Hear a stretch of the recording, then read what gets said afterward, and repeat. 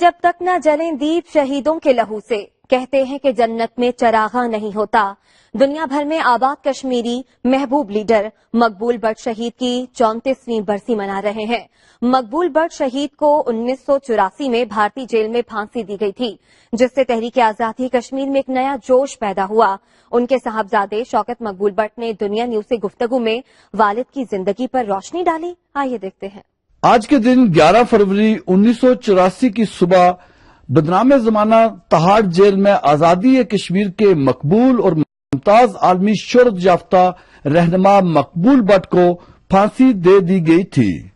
شہید مقبول بٹ کو کس جرم میں موت کی سزا دی گئی، اس کا کوئی تشفی جواب تو نام نہاد عالمی منصفوں کے پاس ہے، نہ ہی نئی دلی کے ظالم اور جابر اسٹیبلشمنٹ کے پاس۔ تو آج ہم ان کی شہادت کے حوالے سے ان کے فرزند شوکت مقبول بٹ سے شہید مقبول بٹ کی زندگی کے اوپر بات کرتے ہیں۔ پہلے تو آپ کا بہت شکریہ اور آپ کے چینل دنیا ٹی وی کا بہت شکریہ۔ دیکھیے، بات یہ ہے کہ مقبول بٹ شہید کی زندگی کے دو بڑے واضح پہلو ہیں۔ ایک تو یہ کہ ایک تو ان کی پرسنل لائف ہے، ان کی ذاتی زندگی ہے، اور دوسری ان کی پولیٹیکل لائف ہے۔ عمومی طور پہ ریاست جموں و کشمیر کے لوگ بھی اور دنیا میں جہاں کہیں بھی قومی آزادی کی تحریکیں چل رہی ہیں، ان کے ساتھ جڑے ہوئے لوگ جو ہے وہ ان کی مقبول بٹ شہید کی جو سیاسی زندگی ہے اس سے وہ واقف ہیں۔ لیکن میں سمجھتا ہوں کہ ان کی جو پرسنل لائف تھی اس سے بہت کم لوگ جو ہے آشنا ہیں۔ بٹ صاحب جو ہے وہ 18 فروری 1938 کو جو ہے وہ اس وقت کے ڈسٹرکٹ بارہمولہ کے گاؤں ترہگام میں جو ہے پیدا ہوئے۔ آج کل جو ہے ہمارا ڈسٹرکٹ جو ہے وہ ڈسٹرکٹ کپواڑہ ہے۔ بیسیکلی جو ہے ہمارے فور فادرز میں سے جو ہے وہ کسی نے جو ہے وہ مائگریشن کی بارہمولہ آئے، اس کے بعد جو ہے کپواڑہ سے انہوں نے جو ہے وہ ہائی اسکول سے جو ہے انہوں نے میٹرک کیا، اور اس کے بعد جو ہے سینٹ جوزف کالج بارہمولہ ان کا ایڈمیشن ہوا، اور وہاں سے جو ہے انہوں نے گریجویشن کی 58 میں۔ ان کو اندازہ ہو گیا کہ شاید جو ہے وہ نیشنل کانفرنس کی بنیاد کے اوپر جو ہے وہ ریاست جموں کشمیر کو ایک آزاد اور خود مختار ریاست نہیں بنایا جا سکتا۔ تو یوں پھر وہ ان کی مائگریشن کا جو فیز ہے وہ آیا، اور 58 میں جو ہے وہ اس طرف آئے، پھر وہ پشاور آئے اور پھر وہاں انہوں نے اپلائی کیا اور ان کا داخلہ بھی ہو گیا۔ پھر جب وہ یہاں سے پھر واپس جو ہے وہ وادی کشمیر میں جاتے تھے، اور وہاں پہ جو ہے وہ نوجوانوں کو جو ہے وہ پولیٹیکل اور کانشیس سولجر بنانے کی اور ان کو ٹرک وجہ سے بٹ صاحب سے جو چھوٹے بھائی تھے ان کے حبیب اللہ بٹ صاحب، وہ اس زمانے کے، یہ میں غالباً جو ہے نا آپ کو 72-3 کے آس پاس کی بات بتا رہا ہوں، کہ اس وقت جو ہے وہ اچانک میرے چچا ایک غائب ہو گئے، اور مسنگ پرسن ہے وہ آج تک جو ہے ان کے بارے میں باقی فیملی کو آج تک نہیں پتا چل سکا کہ وہ شخص جو ہے وہ ان کو کون لے گیا، کدھر چلا گیا۔ وہ تو جوان تھے وہ، اور وہ غالباً میٹرک انہوں نے کر چکے ہوئے تھے۔ تو اسی طرح میرے جو دادا تھے انہیں وہ لے جاتے تھے، اور وہاں پہ انٹروگیٹ کرنے کا ایک طریقہ یہ تھا کہ جو استریاں ہیں جس کو ہم پریس بولتے ہیں، آئرن، وہ بیسیکلی جو ہے وہ گرم کر کے جو ہے وہ باڈی پہ لگایا کرتے تھے۔ ان سے پوچھتے تھے کہ تمہارا بیٹا جو ہے وہ کدھر ہے، اور وہ جیل سے جو انہوں نے جو انٹرویو کسی خاتون کو دیا تھا اس میں انہوں نے یہ کہا ہے کہ زندگی نے بھی جو ہے ہم سے پیار کیا تو ہم بھی جو ہے وہ موت کو گلے لگائیں گے۔ یہ نہیں ہے کہ مطلب ہے ہم اس سے جو ہے نا ہمیں کوئی پریشانی ہے، میں نے ایک بھرپور زندگی گزاری ہے، اور مجھے کوئی اس سے ریگریٹ نہیں ہے۔ 82 میں بھی جو ہے وہ انڈین سرکار نے بٹ صاحب کو ہینگ کرنے کی جو ہے اناؤنسمنٹ کی تھی، لیکن مجھے یاد پڑتا ہے کہ اس ساری دنیا میں جو ہے کشمیریوں نے بڑا ریزسٹ کیا اس کے اوپر، اور اسپیشلی جو ہے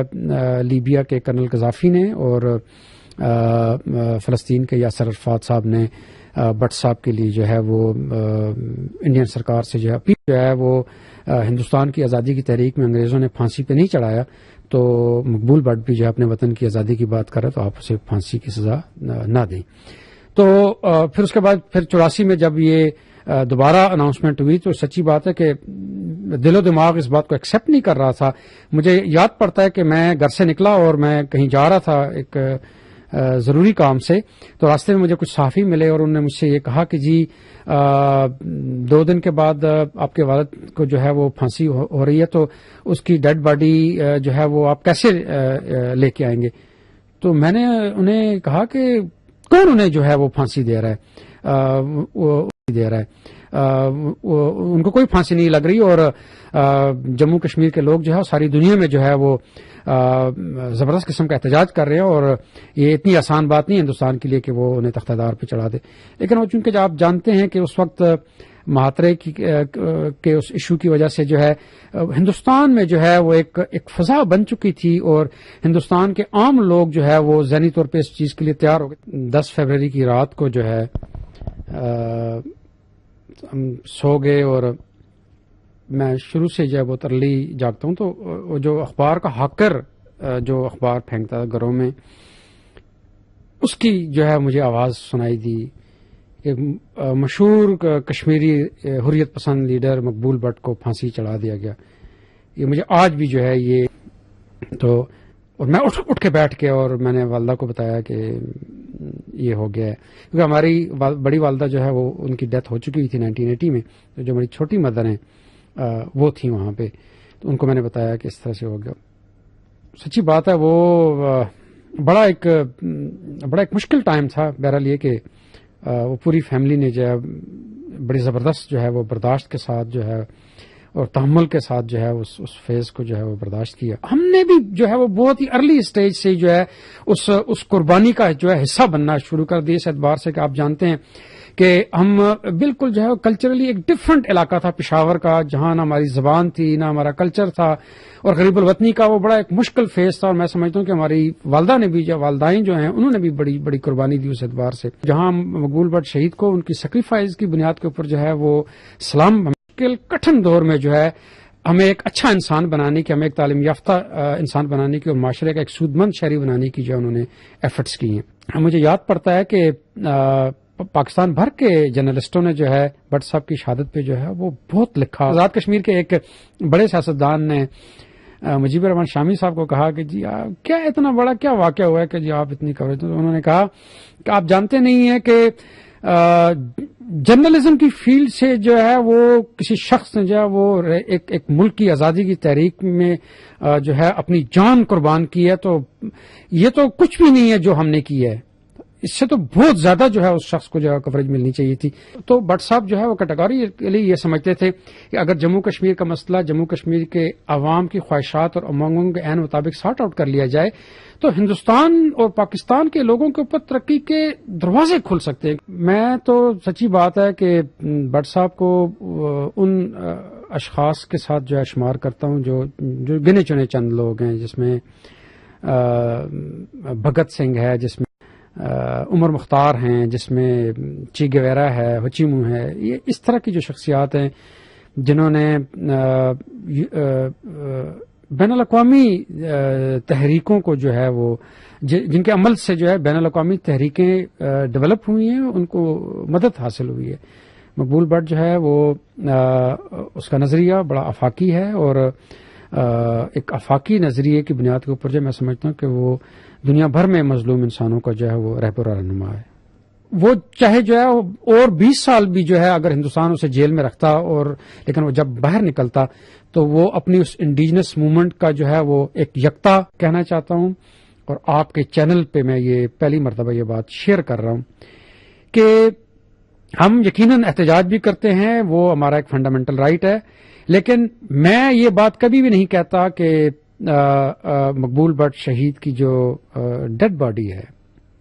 وہ ان کے جو لیگل ورثاء ہیں وہ ان کا رائٹ ہے، لیکن میں یہ نہیں کہتا ہوں کہ ان کے لیگل ورثاء کو دی جائے، بلکہ میں ہمیشہ یہ کہتا ہوں کہ جموں کشمیر کے عوام کا اس کے اوپر حق ہے، اور جموں کشمیر کے عوام کے حوالے کی جانی چاہیے ان کی ریمینز. مجھے یہ پورا یقین ہے